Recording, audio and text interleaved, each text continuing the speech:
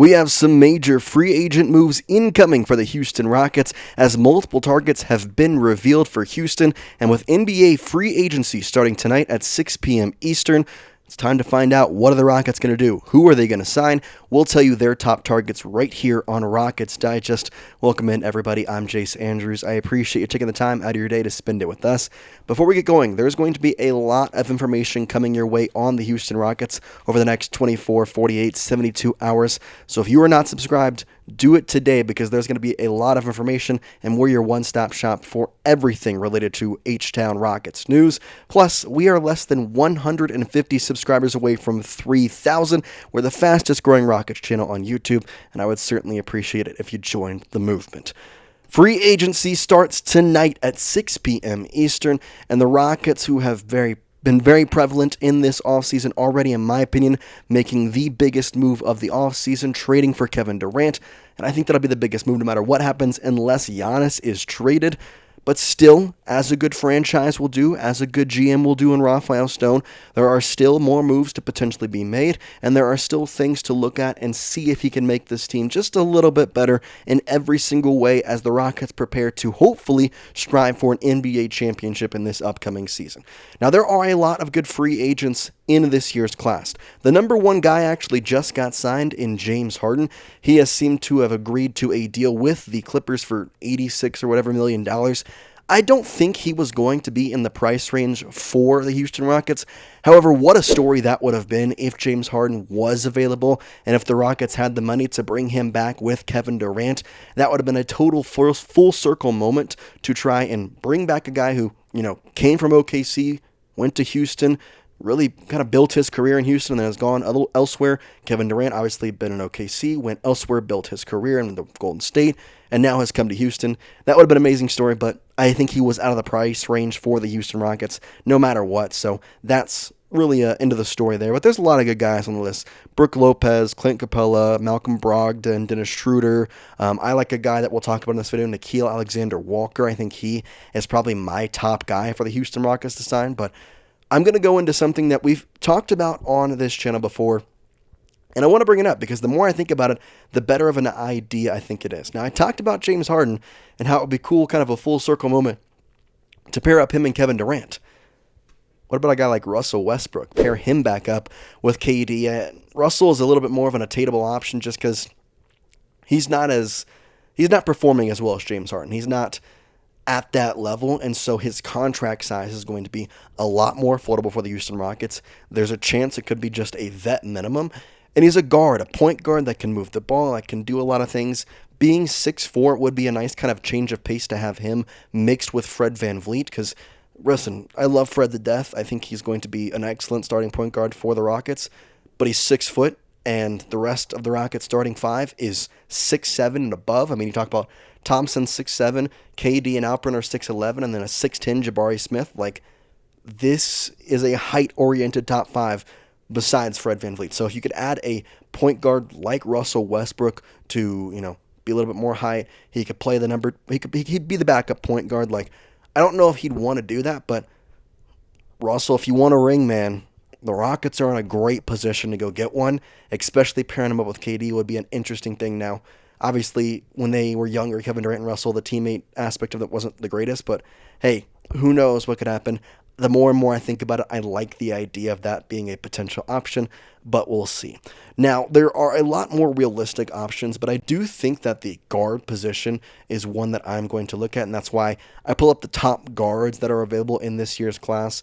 Cam Thomas, James Harden, who just signed that Clippers deal, is no longer available. Malik Beasley is not a guy you want to sign right now with his technically being accused of gambling on the 2023-2024 season, so stay away from him. I do like Quentin Grimes. I'm not going to talk about him too much in this video because I think he's just going to be a little bit out of the Rockets' price range, but I think Quentin Grimes would actually be a very good addition to the Houston Rockets if the price worked out. But other names that I like, Malcolm Brogdon, Dennis Schroeder would be a good one. Trey Mann could be an option. Josh Giddey looks like he's going to sign back with the Bulls. And, D'Angelo Russell will be a good option. But a lot of these guys are more of the top-tier range in terms of guards available. And so I kind of looked a little bit deeper down into the guards and kind of saw who was available. And this is kind of the range that I see the Rockets spending the money at.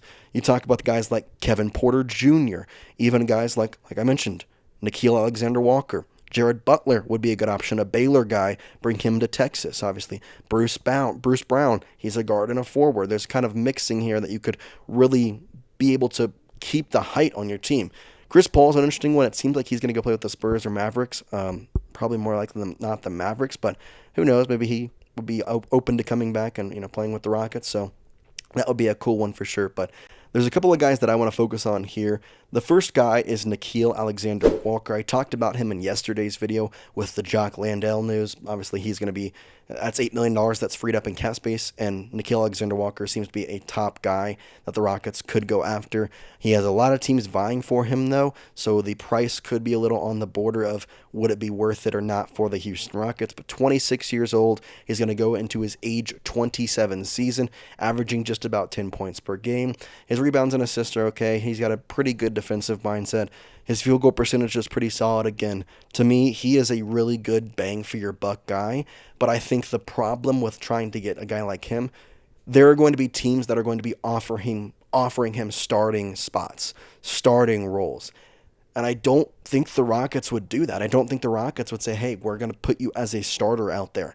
Now, does that mean that he's not going to play here? No, because there's a very good shot that, Amin Thompson at the 2, you could play him at the 2. There's a bunch of different options, and in some ways, as the NBA is, people want rings. People ring chase. People try and build super teams, and, well, the Rockets right now are kind of on that verge of super team-esque, I would call them, especially with the young talent that they have. And when you're going to try and compete against a team like the Oklahoma City Thunder and the players that they have, the young people that they have on really cheap contracts, the Rockets are kind of in that same area where they can keep these cheap contracts and compete with a team like the Thunder. Now, before I move forward, I do want to ask your opinion on this.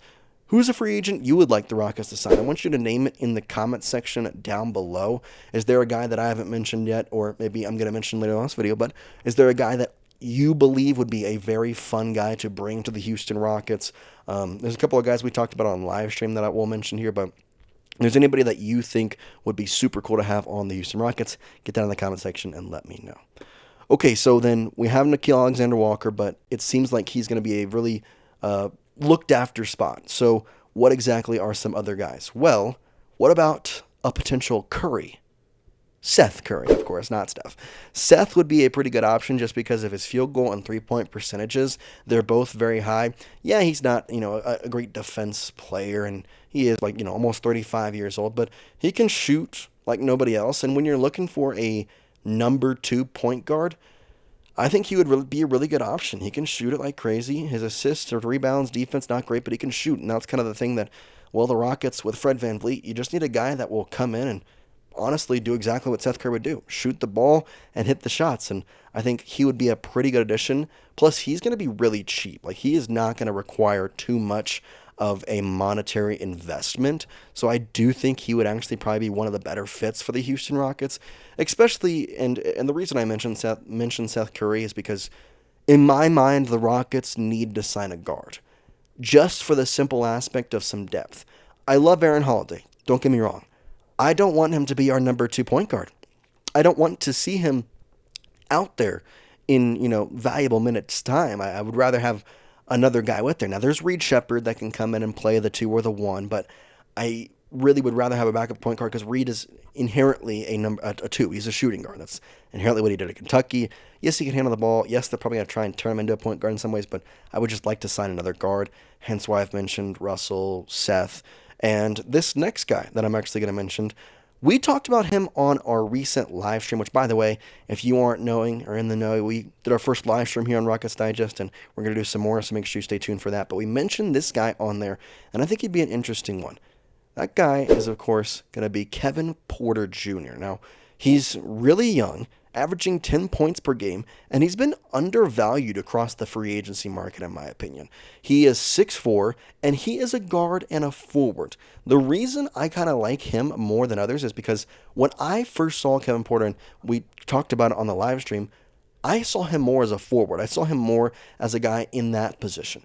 But looking at the stats, looking at the film, he played a majority of his, minutes, you would say, as a guard this past year. He played in the point a lot. Him and Damian Lillard kind of ran it. and averaging 10.3 points, I would not mind to have a guy like that as my number 2 point guard. I think, again, he would be an interesting one because it'd be a real change of pace from Fred VanVleet to him. But in some ways, I think that would be a good thing for Coach Ime Udoka. And that's where I go back and forth of like, do they want a guy that's the same size and the same build and the same game as Fred VanVleet?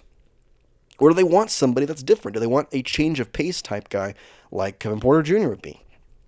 I don't know, but I do know that the Rockets are looking at guards. Jock Landale being that $8 million, they're keeping it till July 7th.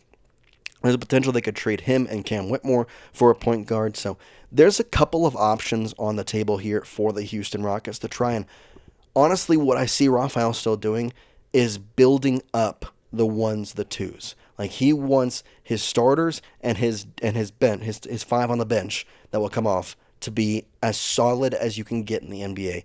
And he's done a fantastic job to this point, because if you think about the depth, Fred VanVleet, Amen Thompson, Kevin Durant, Jabari Smith, and Alperen Şengün in your starting five. Then on your other one, you're going to have your center is going to be Steven Adams. You've got Tari, and then you've got technically Cam Whitmore right now. He could be traded. You also then have Reed Shepherd and Aaron Holiday. Like, your twos are also very, very, very solid. So right now, what is next? How do you make this team even better? I personally think it's signing a guard, but who knows what the Rockets will do. And again, there's going to be moves coming like nobody's business. Free agency again starts tonight at 6 p.m. Eastern, so make sure you are subscribed, tuning in. Heck, if you want, turn on those alerts because you'll be the first to know. Plus, again, 150 away from 3,000 subscribers. We are the fastest growing Rockets channel on YouTube, so join the movement today, and that's all we got for you here. We appreciate you taking the time to enjoy us, and again, get in the comment section. Is there anybody that you would like to see the Rockets sign? If there's somebody that maybe I didn't mention in this video, or somebody that maybe it'd be an off-the-wall type guy, out-of-the-box thought, but you think would be a good one, let me know in the comment section. I'm always looking, and I try and like and love them as much as possible. But we appreciate the time, guys, and we'll see you next time here on Rockets Digest. Peace out.